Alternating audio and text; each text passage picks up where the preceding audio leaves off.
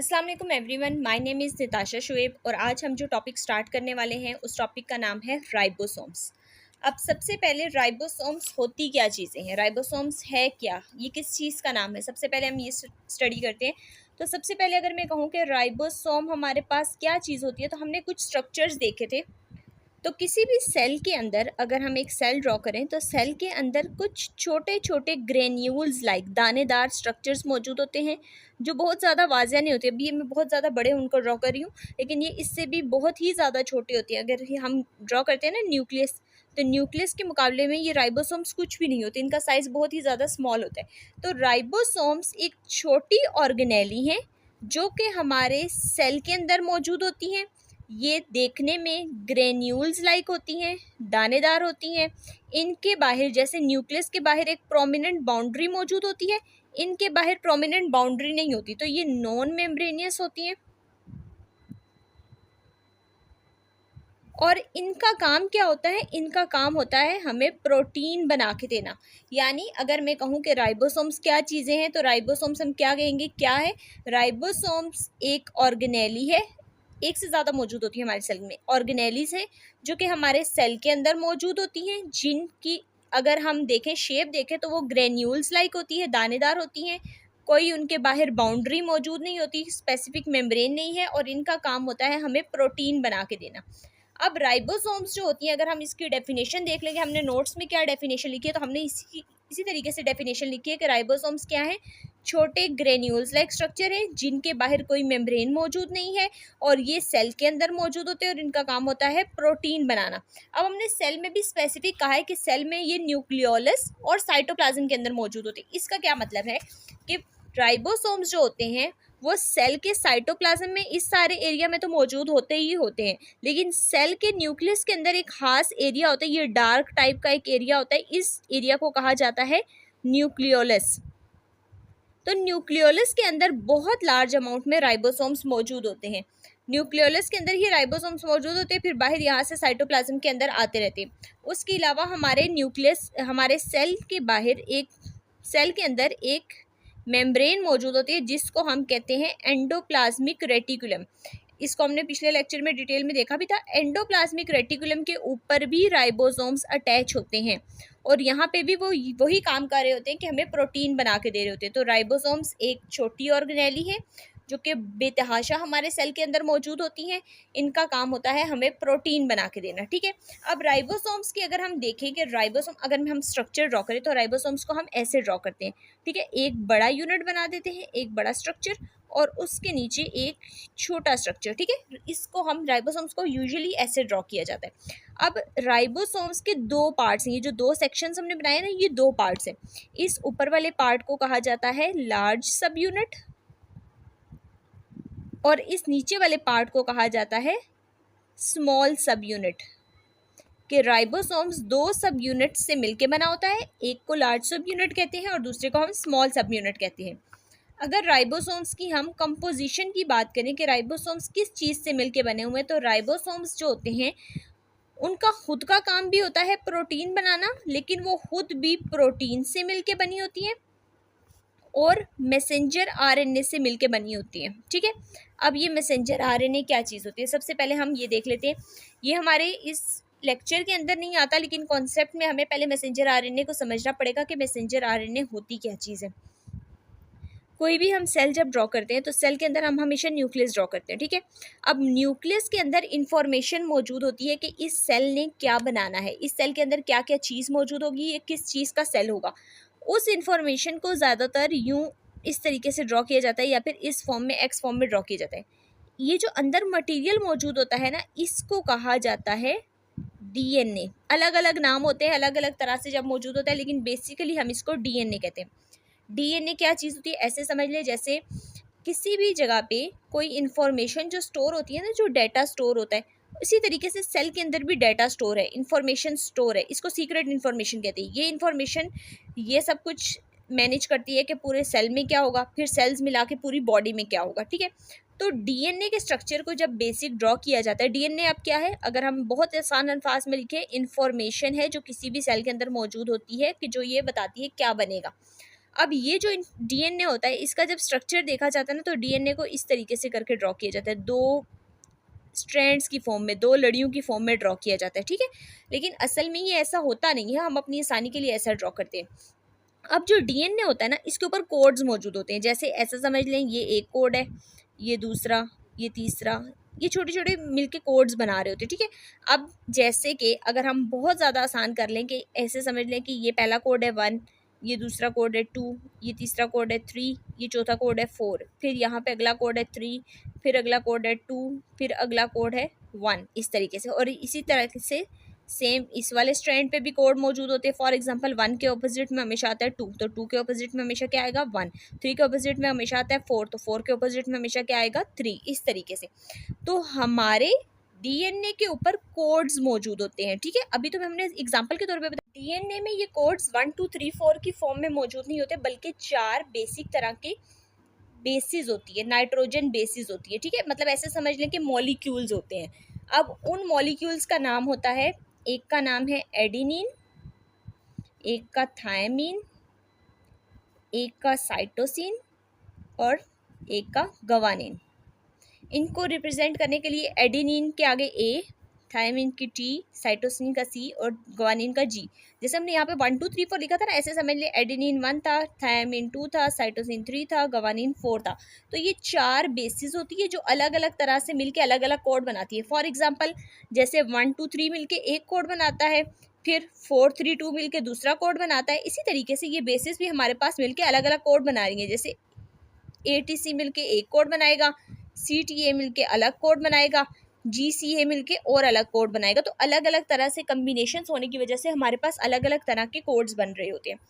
अब ये तो हो गया कि डीएनए के ऊपर अलग अलग कोड्स होते हैं। जैसे एडेनिन जो है ना, वो हमेशा थायमीन के साथ जुड़ती है। जैसे हमने कहा था ना, 1 के ऑपोजिट में हमेशा 2 होता है, 2 के ऑपोजिट में हमेशा 1 होता है। इसी तरह एडेनिन हमेशा थायमीन के साथ जुड़ती है और साइटोसिन जो होती है वो हमेशा गवानिन के साथ जुड़ती है। इन दोनों के दरमियान डबल बॉन्ड्स बनते हैं, इन दोनों के दरमियान ट्रिपल बॉन्ड्स बनते हैं। ये वाली चीज़ें अभी आपकी याद करने के लिए नहीं है, लेकिन समझाने के लिए मैं बता रही हूँ, ठीक है। अब जैसे डीएनए में सारी चीज़ों ने अपने आपस में बॉन्ड बनाए हुए हैं और एक स्पेसिफिक इंफॉर्मेशन बन रही है। फॉर एग्जांपल यहाँ तक एक स्पेसिफिक कोड बन रहा है, इस कोड के नतीजे में हमारा सेल हमें एक स्पेसिफिक चीज़ बना के देगा। फिर ये अगला कोड है, इसके नतीजे में हमारा स्पेसिफिक चीज़ बनेगी। ऐसे समझ ले जैसे हमने किसी को इन्फॉर्मेशन देनी हो और हम उसका सीक्रेट कोड रख दें कि ये जो इंसान आके आपको ये कोड बताएगा, आपने ये इन्फॉर्मेशन सिर्फ उसको देनी है। डीएनए भी ऐसा ही काम कर रहा होता है कि उसने कोड्स रखे होते हैं, जो कोड बताएगा वही उसको चीज़ मिलेगी, जिसको कोड नहीं पता होगा उसको चीज़ नहीं मिलेगी, ठीक है। अब ये चीज़ होती है हमारे पास डीएनए। अब मैं डीएनए यूज सिंपल करके ड्रॉ कर लेती हूँ, ठीक है। अब डीएनए के इधर वाली लाइन में भी इधर भी कोड मौजूद है और इसके मुकाबले में इधर भी कोड्स मौजूद है, ठीक है। अब जब डीएनए ने कोई चीज़ बनानी होती है, कोई प्रोटीन, कोई मॉलिक्यूल सेल के अंदर ज़रूरत होती है, तो हर बार डीएनए उठ के खुद बाहर नहीं जाता कि अच्छा ये वाला अभी कोड अपना बाहर भेज देगा कि बाहर ये चीज़ बना दो, फिर थोड़ी देर बाद ये वाला कोड भेज देगा कि बाहर ये चीज़ बना दो। ऐसा नहीं होता। डीएनए अपनी एक कॉपी बना देता है। जैसे ये सेल है, सेल के अंदर न्यूक्लियस है, ये डीएनए बार बार खुद नहीं जाएगा, बल्कि अगर इसको स्पेसिफिक इस जगह की कोई चीज़ बनानी है सेल के अंदर, तो इस जगह की वो एक कॉपी बना लेगा और फिर उस कॉपी को सेल के बाहर साइटोप्लाज्म में भेजेगा कि अब तुम जाओ साइटोप्लाज्म में और वहाँ जाके ये स्पेसिफिक चीज़ बनवा दो। वो अपने आगे एक बंदे को भेज देगा, एक इंफॉर्मेशन भेजने वाले को भेज देगा। तो अब उस जो इन्फॉर्मेशन लेके जा रहा है, जो उस डीएनए की कॉपी है जिसके ऊपर वो सारा कोड लिखा हुआ है, उस कॉपी को कहा जाता है मैसेंजर आरएनए। मैसेंजर यानी कि मैसेज लेके जाने वाला, डीएनए की कॉपी लेके जाने वाला, ठीक है। तो मैसेंजर आरएनए कहा जाता है। राइबोसोम्स जो होती हैं वो हमारे पास मैसेंजर आरएनए से मिलके बनी होती हैं और प्रोटीन से मिलके बनी होती है। ये 2 पॉइंट्स अभी तक मैं बताना चाह रही थी कि राइबोसोम्स में मैसेंजर आरएनए भी मौजूद होता है और प्रोटीन भी मौजूद होती है। अब राइबोसोम्स में ये काम कैसे होता है, हमारे पास सबसे पहले एक सेल ड्रॉ करते हैं, सेल के अंदर न्यूक्लियस ड्रॉ करते हैं, ठीक है। न्यूक्लियस जो होता है ना, वो बेसिकली इस तरीके का होता है कि उसके अंदर खाली जगह मौजूद होती हैं, पोर्स मौजूद होते हैं, सुराख मौजूद होते हैं, ठीक है। अब यहाँ पे न्यूक्लियस के अंदर डीएनए मौजूद है।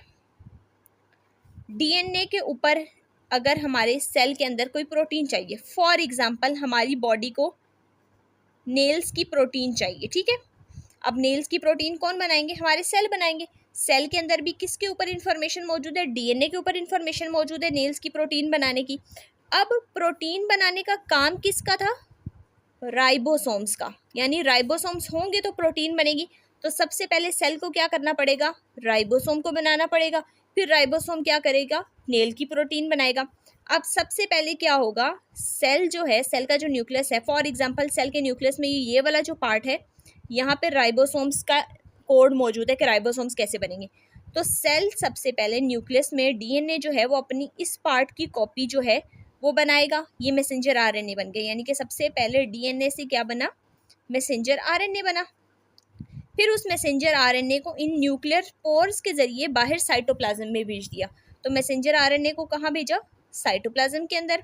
अब जब साइटोप्लाज्म के अंदर ये मैसेंजर आरएनए चला गया तो सेल में पहले से भी कोई ना कोई थोड़ी बहुत राइबोसोम मौजूद होगी। तो राइबोसोम्स जो मौजूद होंगी वो आके इस मैसेंजर आरएनए के पास, जैसे हमारे पास मैसेंजर आरएनए आया, मैसेंजर आरएनए के ऊपर कोड्स मौजूद हैं, तो जो भी पहले वाली राइबोसोम्स थोड़ी बहुत मौजूद होंगी वो राइबोसोम्स आके इसके ऊपर अटैच हो जाएंगी। एक बड़ा यूनिट ऊपर की तरफ और छोटा यूनिट नीचे की तरफ अटैच होगा। ठीक है, ये दोनों राइबोसोम्स आके अटैच हो जाएंगी। अब ये राइबोसोम्स आके यहाँ पे अटैच होगी, यहाँ पे अटैच होगी। पहले डीएनए था, डीएनए से मैसेंजर आरएनए बना, आरएनए साइटोप्लाज्म में गया, फिर साइटोप्लाज्म में उसके ऊपर राइबोसोम्स अटैच हुई जो पहले से बनी हुई थी। अब राइबोसोम्स क्या करती हैं? राइबोसोम्स इस सब को रीड करती हैं। ये कोड जो बने हुए थे, जैसे एडेनिन, थायमीन, साइटोसिन, गवानीन, जो भी कोड थे ना, वो इन सब कोड्स को रीड करती हैं। फॉर एग्जाम्पल ये कोड था एडेनिन, थायमीन, साइटोसिन, गवानीन। अब जब राइबोसोम इसको रीड करेगी, राइबोसोम्स का काम होता है कि एडेनिन के मुकाबले में जो चीज़ लगती है ना, वो उसको आके इसके मुकाबले में लगाना शुरू कर देती है। फॉर एग्जांपल क्या कहा था हमने? एडेनिन के मुकाबले में हमेशा क्या लगेगी? थायमीन। तो राइबोसोम्स जब आके अटैच होगी, ये ऊपर राइबोसोम अटैच है, तो राइबोसोम क्या करेगी? एडेनिन के मुकाबले में यहाँ पे थायमीन को अटैच करवा देगी। ठीक है, फिर थायमीन के मुकाबले में क्या लगेगा? एडेनिन। फिर एडेनिन अगला क्या लगेगा? गवानीन। अब ये जैसे जैसे चीज़ें लगती जाएंगी ना, तो ये कोड्स बनते जाएंगे। ये एक कोड, ये दूसरा कोड, और हर कोड जो होगा, हर कोड हमारे सेल के अंदर, यहाँ पे कोड्स बन रहे हैं सारे। फॉर एग्जांपल यहाँ पे हमारे पास सेल्स में मॉलिक्यूल्स मौजूद होते हैं, छोटे छोटे, जो मॉलिक्यूल्स मिलके प्रोटीन बनाते हैं। इन मॉलिक्यूल्स को कहते हैं अमाइनो एसिड्स। तो अमाइनो एसिड्स आपस में मिलेंगे और अमाइनो एसिड्स आपस में मिलके लगातार मिलते रहते हैं और प्रोटीन बनती है। तो जैसे जैसे कोड आता जाएगा ना, फॉर एग्जांपल पहला कोड है TAG और TAG कोड है पहले अमाइनो एसिड का, तो यहाँ पे हमारी पहले अमाइनो एसिड लग जाएगा।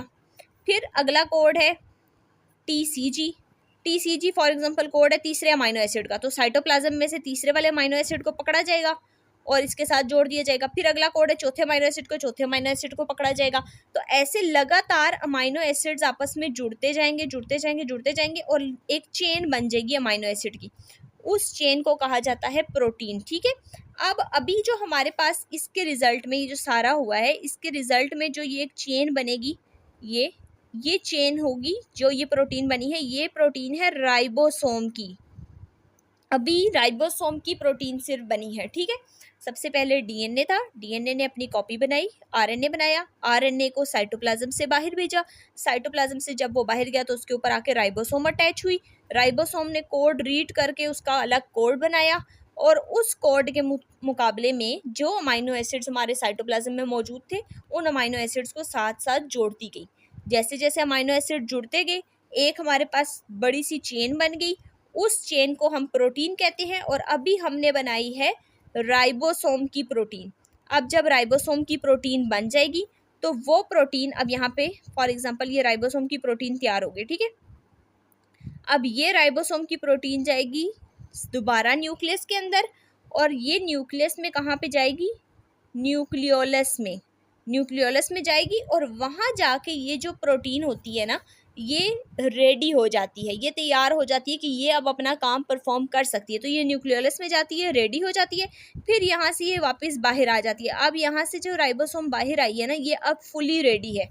अब जब इसके पास इंफॉर्मेशन आएगी ना वो नेल की प्रोटीन बनाने वाली, तो ये इस इंफॉर्मेशन को रीड करेगी। जैसे इस इंफॉर्मेशन को रीड इस राइबोसोम ने किया था, इसको भी पहले बनाया गया होगा, तो ये इस इंफॉर्मेशन को रीड करेगी और उसके मुताबिक हमारे सेल्स को ऑर्डर दे देगी कि नेल की प्रोटीन बना के दिखाए हमें।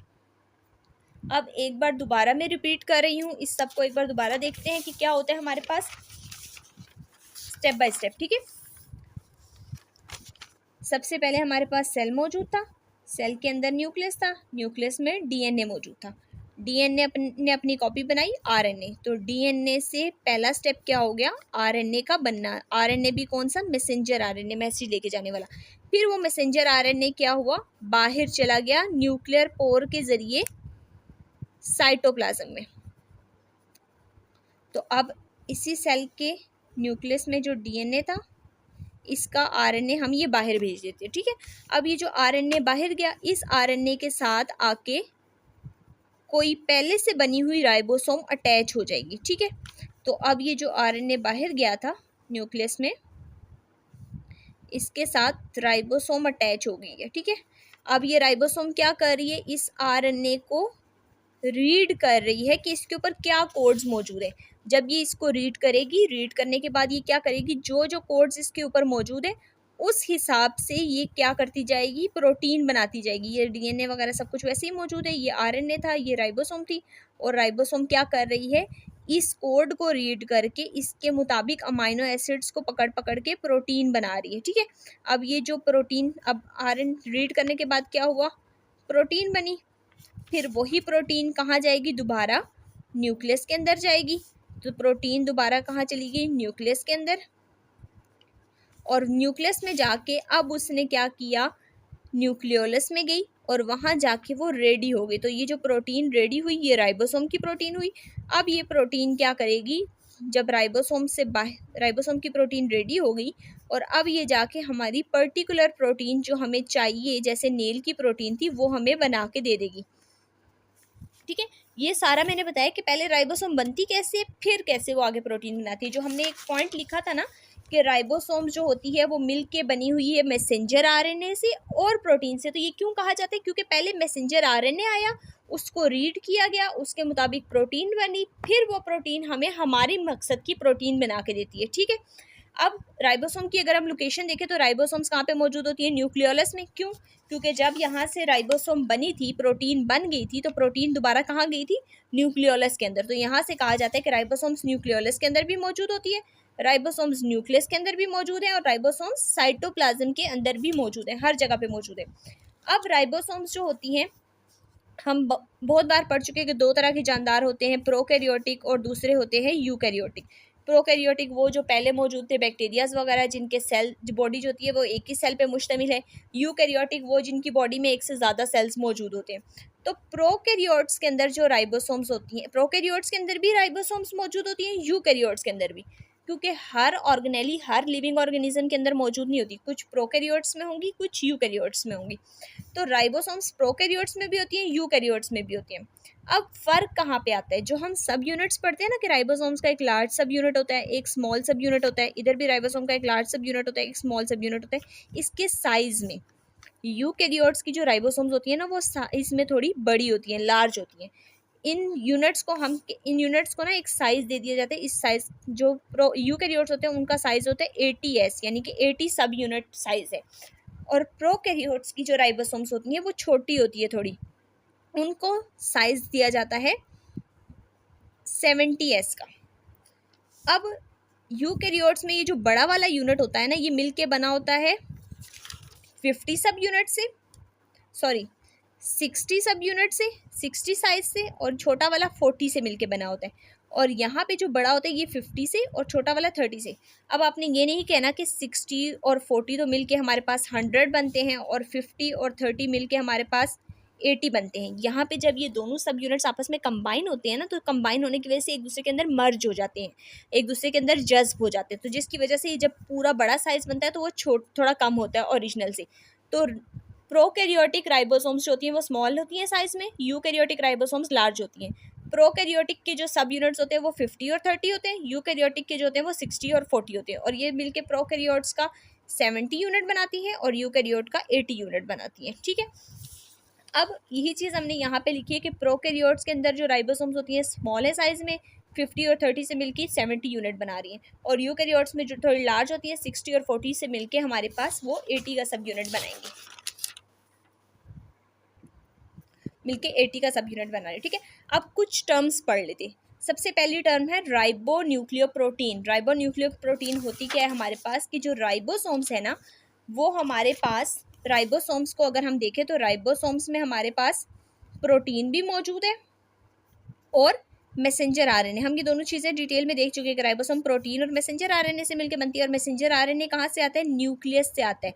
तो क्योंकि राइबोसोम में प्रोटीन और आरएनए दोनों मौजूद है जो कि न्यूक्लियस से आ रहा है, तो इस वजह से राइबोसोम को राइबो न्यूक्लियोप्रोटीन भी कहा जाता है कि राइबोसोम्स और न्यूक्लियस की प्रोटीन से मिलके बने हुए हैं। ठीक है, इसको राइबो न्यूक्लियोप्रोटीन भी कहा जाता है। फिर उसके बाद एक टर्म है हमारे पास कि पोलीसोम या फिर पॉलीराइबोसोम क्या होते हैं। ठीक है, अभी तक हमने पढ़ा था कि एक मैसेंजर आरएनए आएगा, फॉर एग्जांपल उसके ऊपर ये सारे कोड्स मौजूद है, वहाँ पे आके एक राइबोसोम अटैच हो जाएगी और उसको रीड करके उसके मुताबिक हमें अमाइनो एसिड्स लगा के प्रोटीन बना के देना शुरू कर देगी। ठीक है, अब ज़रूरी नहीं है, अगर हमारे पास मैसेंजर आरएनए बहुत बड़ी चेन है तो वहाँ पे ज़रूरी नहीं है एक ही राइबोसोम अटैच हो, वहाँ पे कुछ कुछ फासले से अलग अलग राइबोसोम्स आके अटैच हो सकती हैं, ये भी प्रोटीन बना के देगी। फॉर एग्जांपल ये यहाँ से यहाँ तक रीड करिए, ये वाली अगली हमें प्रोटीन अमाइनो एसिड जोड़ के प्रोटीन बना के देना शुरू कर दे। तो ऐसा मैसेंजर आरएनए जिसके ऊपर एक से ज़्यादा राइबोसोम्स मौजूद होती हैं ताकि मैसेज जल्दी रीड हो सके, जल्दी प्रोटीन बन सके, उस मैसेंजर आरएनए को क्या कहा जाता है? पॉलीसोम या पॉलीराइबोसोम। ठीक है, तो यही चीज़ हमने बताई है कि वो प्रोसेस जिसमें एक से ज़्यादा राइबोसोम्स अटैच होती है मैसेंजर आरएनए के ऊपर ताकि जो हमें प्रोटीन चाहिए वो जल्दी से जल्दी बन सके, उसको कहते हैं पॉलीराइबोसोम। और इसका मकसद क्या है कि जल्दी प्रोटीन बना के दे कम टाइम के अंदर। ठीक है, अब यहाँ तक तो हो गया हमारे राइबोसोम्स के बारे में। अब हमने बार बार कहा है कि मैसेंजर आरएनए आएगा, फॉर एग्जांपल मैसेंजर आरएनए आएगा, उसके ऊपर राइबोसोम्स आके जो है हमारे पास अटैच हो जाएंगे। ठीक है, सबसे पहले जब मैसेंजर आरएनए आता है तो मैसेंजर आरएनए के साथ छोटा वाला यूनिट आके अटैच होता है, फिर ऊपर से बड़ा यूनिट आता है। अब यहाँ पे जो अटैचमेंट हो रही है ना, जैसे अगर कोई भी चीज़ अटैच हो रही है तो उसमें कोई ऐसा एडहेसिव मटेरियल, कोई ग्लू, कोई ऐसा बॉन्ड चाहिए होता है जो इनको आपस में जोड़े रखे। ठीक है, तो यहाँ पे कौन सी चीज़ ऐसी है जो आपस में जोड़ती है? अब जो आरएनए होता है ना, ये जो मैसेंजर आरएनए है, अगर हम इसका स्ट्रक्चर बहुत ज़्यादा कॉम्प्लेक्स ना भी करके बनाएं तो मैं कहूँ कि अगर मैसेंजर आरएनए हम ड्रॉ करते हैं ना, तो हर मैसेंजर आरएनए के पास एक फॉस्फेट ग्रुप मौजूद होता है। ठीक है, फॉस्फेट ग्रुप कैसे होता है कि हर मैसेंजर आरएनए के पास ये प्रोटीन होती है, ये राइबोन्यूक्लियोप्रोटीन होती है, फिर उसके पास यहाँ पे एक पेप्टाइड चेन होती है और इधर एक फॉस्फेट ग्रुप होता है। ठीक है, तो ये फॉस्फेट ग्रुप हर मैसेंजर आरएनए के पास मौजूद होते हैं कुछ कुछ मॉलिक्यूल्स के बाद। ठीक है, यहाँ पे भी, यहाँ पे भी। ठीक है, अब मैसेंजर आरएनए का जो फॉस्फेट ग्रुप होता है, और राइबोसोम्स में हमारे पास, राइबोसोम्स क्योंकि अमाइनो एसिड से मिलके बनती हैं, राइबोसोम खुद भी तो एक तरह की प्रोटीन है, और जितनी भी प्रोटीन्स होती हैं वो सारी अमाइनो एसिड्स के ही आपस में मिलने की वजह से बनती हैं। तो अमाइनो एसिड में एक ग्रुप होता है NH2, इस ग्रुप को कहते हैं अमाइनो ग्रुप। अमाइनो एसिड जो होता है वो इस तरीके का मॉलिक्यूल होता है, और हर अमाइनो एसिड में ये एक NH2 ग्रुप मौजूद होता है। तो अब होता क्या है, जब राइबोसोम्स आके मैसेंजर आरएनए के साथ अटैच होती है ना, तो राइबोसोम का NH2 ग्रुप और मैसेंजर आरएनए का फॉस्फेट ग्रुप, ये दोनों चीज़ें आपस में बॉन्ड बना लेती हैं, ये आपस में बॉन्डिंग कर लेती हैं, आपस में जुड़ जाती हैं। इस जुड़ने की वजह से क्या होता है, ये जब आपस में जुड़ जाती है ना, तो ये जुड़ने की वजह से क्या होती है, राइबोसोम्स इससे सेपरेट नहीं होती। अब ये दोनों चीज़ें आपस में जुड़ रही हैं तो इनको जोड़ने वाली भी तो कोई चीज़ बीच में मौजूद होगी, तो वो क्या है, वो है मैग्नीशियम। कि मैग्नीशियम के आयंस मौजूद होते हैं। मैग्नीशियम के आयंस एक तरफ से अमाइनो ग्रुप के साथ जुड़ जाते हैं, दूसरी तरफ से इस फॉस्फेट ग्रुप के साथ। ये दोनों चीज़ें आपस में डायरेक्टली नहीं जुड़ती, तो मैग्नीशियम आयन इन दोनों चीज़ों को आपस में जोड़ देते हैं, जिसकी वजह से क्या होता है, राइबोसोम्स यहाँ पे अटैच रहती है। तो उसी से रिलेटेड आपकी बुक में एक पॉइंट लिखा हुआ है कि मैग्नीशियम आयंस क्या करते हैं, राइबोसोम्स को और मैसेंजर आरएनए को आपस में जोड़े होते हैं, जिसको हमने यहाँ पे पॉइंट्स की फॉर्म में कैसे लिखा है, हमने इसको यहाँ पे लिखा है कि राइबोसोम्स के जो सब यूनिट्स होते हैं वो एक दूसरे के साथ या मैसेंजर आरएनए के साथ कैसे जुड़ते हैं, किसकी मदद से जुड़ते हैं? मैग्नीशियम आयंस की वजह से।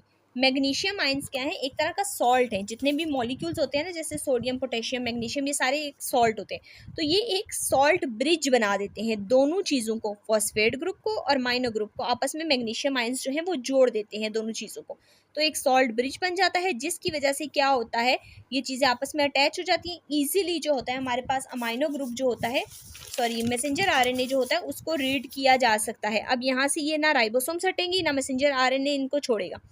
अब अगर कोई ऐसा मैसेंजर आरएनए है और राइबोसोम है जिसमें मैग्नीशियम के आयंस बहुत ज़्यादा हो गए, बहुत ज़्यादा हो जाएंगे, तो ये राइबोसोम्स आगे की तरफ जा ही नहीं पाएंगे, रीड ही नहीं कर पाएंगी, यानी कि चलने में इनको मुश्किल होगी। लगातार ये मैसेंजर आरएनए का मैसेज रीड करके राइबोसोम्स आगे की तरफ चलती रहती हैं। तो जब ये आगे की तरफ जाएंगी, अगर मैग्नीशियम बहुत ज़्यादा हो जाएंगे तो यहाँ से बॉन्ड ही नहीं टूटेगा, तो वो राइबोसोम्स को ट्रैवल करने में मुश्किल होगी। और अगर यही मैग्नीशियम के आयंस बहुत ही ज़्यादा कम हो जाए तो फिर क्या होगा? और बहुत ज़्यादा कम भी हो गए तो क्या होगा? बहुत ही तेज़ी से चलना शुरू कर देंगे, तो इतना टाइम ही नहीं मिलेगा कि उसके मुताबिक प्रोटीन बना सकें। तो मैग्नीशियम आयन अगर कम होंगे तो भी हमारे पास प्रोटीन सही नहीं बनेगी, मैग्नीशियम आयन ज़्यादा होंगे तो भी प्रोटीन हमारे पास सही नहीं बनेगी। अब मैं आपको एक डायग्राम शो करती हूँ, एक वीडियो शो करती हूँ, जिसके ज़रिए हम एक बार राइबोसोम्स को देख लेते हैं कि वो कैसे मैसेंजर आरएनए को रीड करती है। ठीक है, अब ये आप ज़रा देखें, इसमें क्या है, ये जो थ्रेड लाइक स्ट्रक्चर है ना, ये मैसेंजर आरएनए है जो हमने यहाँ पे ड्रॉ किया था। ठीक है, मैसेंजर आरएनए के ऊपर भी एक चीज़ मौजूद है, ये हमारे पास राइबोसोम्स का लार्ज सब यूनिट है, और ये जो नीचे वाला हमें नजर आ रहा है, ये राइबोसोम का स्मॉल सब यूनिट है।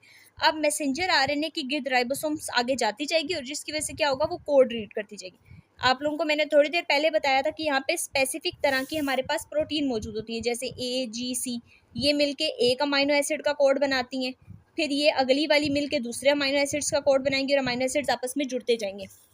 अब इस डायग्राम में ये जो चीज़ आपको ग्रीन कलर से शो की है ना, ये वो हमारे पास वो स्पेसिफिक कोड है। जैसे यहाँ पे हमारे पास वो कोड था AGC, इसी तरीके से आप यहाँ पे अलग अलग कोड नहीं शो किए, हल्का सा नीचे से पिंक कलर से शो किए, लेकिन जो 7 चीज़ आके अटैच हो रही है ना, वो 7 ज़्यादा शो की। अब ठीक है, अब ये देखें, ये हमारे पास राइबोसोम्स थे, ये मैसेंजर आरएनए है, ये हमारे पास वो कोड है, ये देखिए AUG लिखा हुआ है, ये मिलके ये कोड बना रही हैं। और अब देखें अगला कोड आया, उसके नीचे भी हमारे पास कोई ना कोई कोड मौजूद होगा, ये UUU, ये कोड। अब ये अमाइनो एसिड है और ये अमाइनो एसिड, जैसे एक कोड रीड हो गया, यहाँ से अमाइनो एसिड उतर के पिछली वाली के साथ आके अटैच हो जाएगा, अगले वाला कोड आगे निकल जाएगा। अब देखें मैसेंजर आरएनए आगे जाता जा रहा है, अगला कोड आता जा रहा है, और अमाइनो एसिड्स आपस में जुड़ते जा रहे हैं। लगातार यही काम होता है कि राइबोसोम्स होते हैं वो कोड्स को रीड करता जाता है, पिछले कोड्स आगे भेजता जाता है, और अमाइनो एसिड्स को उन कोड्स के मुताबिक आके अटैच करता रहता है साथ में।